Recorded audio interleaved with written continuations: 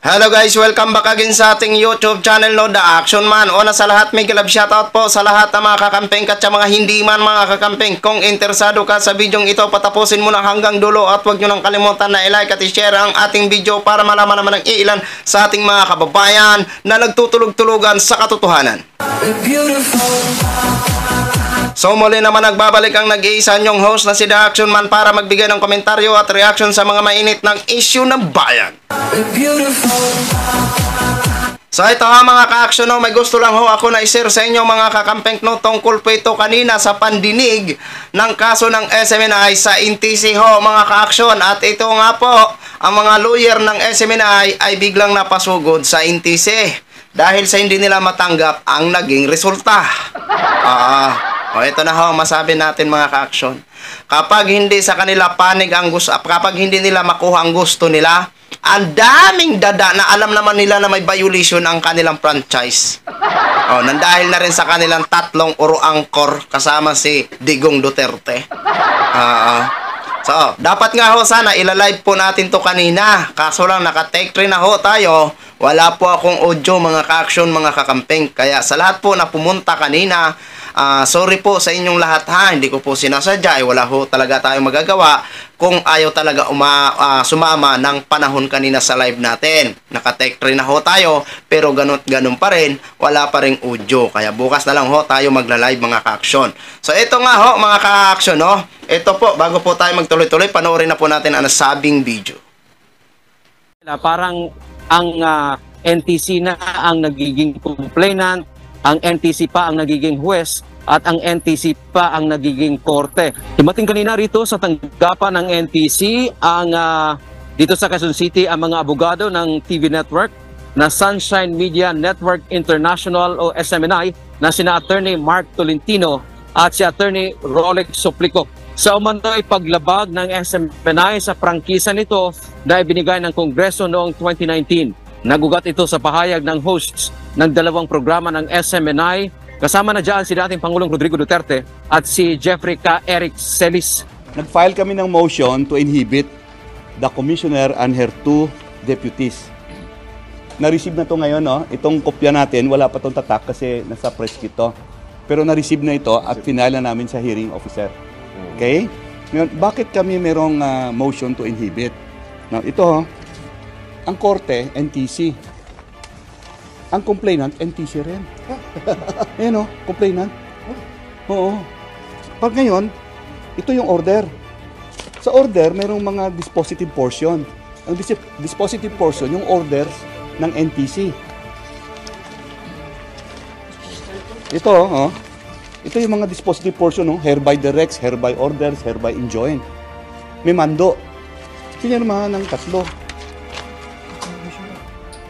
Ano naman, may justisya ba kami dito? Di ba? Parang judge yan na nag-file ng kaso at ang kaso nasa korte niya. May laban ba ka doon? I-refers to sa Department of Justice. So mag-assign yung DOJ ng bagong mag-decide about this case. Kasi ang nangyayari kasi dito, ang NTC, sila ang judge, sila ang fiscal, so sila din ang complainant. So yun ang nangyayari. So due process dictates a cold neutrality of an impartial judge and must appear to be impartial. So hindi na sila impartial but must appear to be impartial, and we cannot expect due process in this office. Lalo na sa tatlong yung commissioner at yung dalawang deputy commissioners. In short, we cannot expect justice from the NTC in this case. The NTC is the judge, the NTC is the complainant, the NTC is the executioner. We cannot expect justice from the NTC. Sir, ano po nangyari doon sa hearing? Well, dito nag-question kami sa authority kasi we feel that the three commissioners, that commissioner and her two deputies, dapat sila ang nag-hear ng kaso because this is of utmost importance and the public is interested in this issue. Ang public interest ito mataas, dapat silang tatlo ang nag-hear dito. So, diniligate nila yun sa hearing officer. So, kinwestiyon namin, ano bang authority ng hearing officer para mag-conduct ng hearing instead of the commissioner and her two deputies? is not the usual.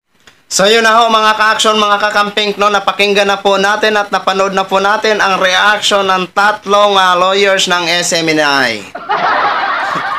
Ito na nga ho ang masabi natin na ito ang sasalubong sa kanila ang January. Ito na ho ang sinasabi natin na pumapanig na sa atin ang katotohanan. Hindi nyo matanggap, no, ang naging resulta. Saan pa kayo?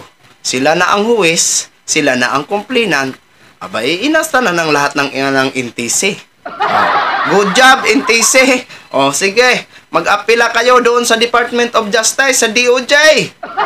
Doon kay Boying Rimulya. Nang sa ganun malaman talaga kung sino, kung tama talaga ang naging desisyon ng Kongreso at desisyon ng NTC. Itong sinasabi natin, deserve nyo na yan. At ito nga, ang January 24 ay talagang, ito na ang, nako, kung sabi nga na nila, ito na yung kalbaryo ng SMNI. Diba?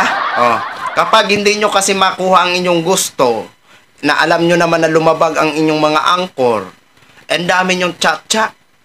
Sa bagay, trabaho nyo kasi yan na abogado ng isang SMNI, kaya dapat lang na ipagtanggol nyo. Gagawin nyo lahat para lang maipagtanggol nyo o maipanalo nyo. Ang tanong, kung papanigan ho kayo na alam naman ng lahat ng Pilipino na ang SMNI ay nag-violate ng franchise, ng rules ng kanilang franchise. Yun. Sige, mag-apila pa kayo na mag-apila. Total, nag-apila na kayo sa Supreme Court, di ba? Ngayon, doon naman kayo sa Department of Justice. Tingnan natin kung sino po ba talaga ang papanigan ng batas. Di ba? Mukhang hindi na yata umaandar ang mga power ni Kibuloy nyo, yung amo nyo, diba? So, abangan ho natin mga ka-action kung ano naman ang maging resulta sa total, nalaman naman natin ang resulta ng Supreme Court, nalaman naman natin ang resulta ng NTC, o doon naman kayo dumulog sa sa Department of Justice, sa DOJ.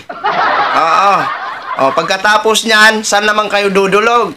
Baka naman siguro manahimik na kayo kung anong maging resulta ng DOJ, At tanggapin nyo na lang ang katotohanan kung ano man ang magiging hatol ng DOJ, sige. So yun lang ho mga ka-action, share ko lang ho sa inyo. Maraming salamat po sa ating mga viewers, Luzon, Visayas at Mindanao, all over the world. Ako po ang inyong lingkod, si The Action Man. Good evening, everyone. Beautiful.